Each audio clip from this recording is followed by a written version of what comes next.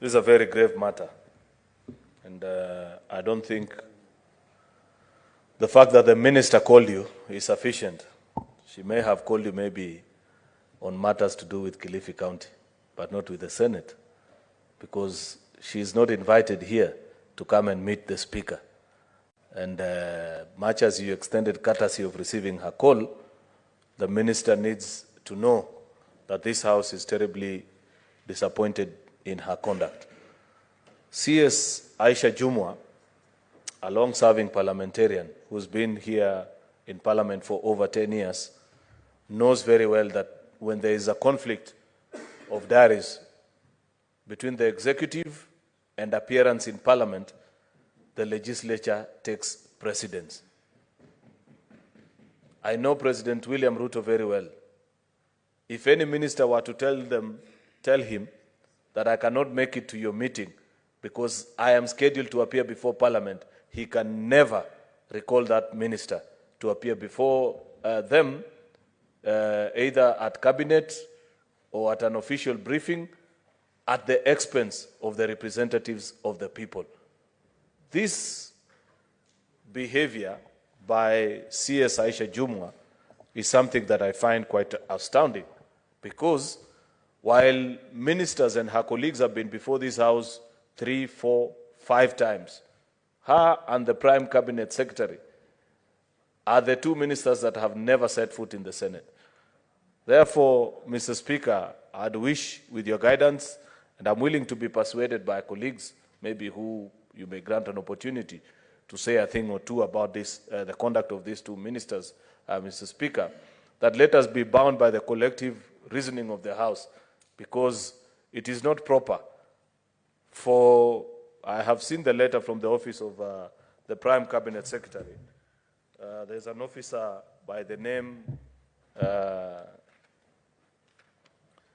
Joseph N. Busiega.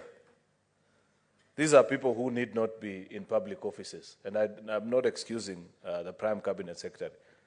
But by the time you're writing a letter at 3:57 p.m. for a meeting that is supposed to happen the following morning at 9 a.m., are you normal? Do you know what you're doing in that public office, Mr. Speaker? This cannot be entertained. And I cannot allow Parliament, Mr. Speaker, to be treated like this. Therefore, we have to register our disappointment with both ministers in the strongest terms possible, including the amendment that we have just done to the Powers and Privilege Act, Mr. Speaker. Unfortunately, the amendment is yet to become official law of the land, because it still has to go through the National Assembly, Mr. Speaker. But if it were up to me, we need to issue summons to both ministers, because, first of all, we need to establish whether they recognize that Parliament is bicameral.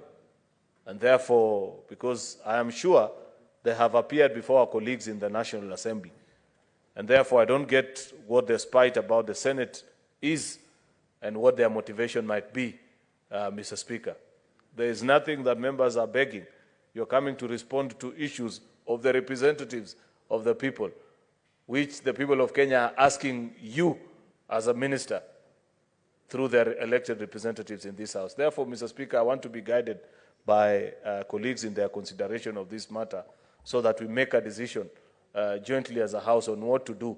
And finally, Mr. Speaker, we will eventually have to make a decision on the number of times a minister can skip appearance, and the maximum number they need to exhaust on postponement, especially postponement.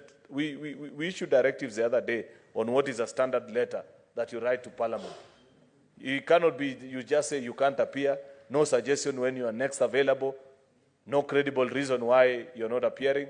Therefore, without appearing to be lamenting, Mr. Speaker, I want to humbly request that we take a decision as a House on what to do with these two ministers. I thank you.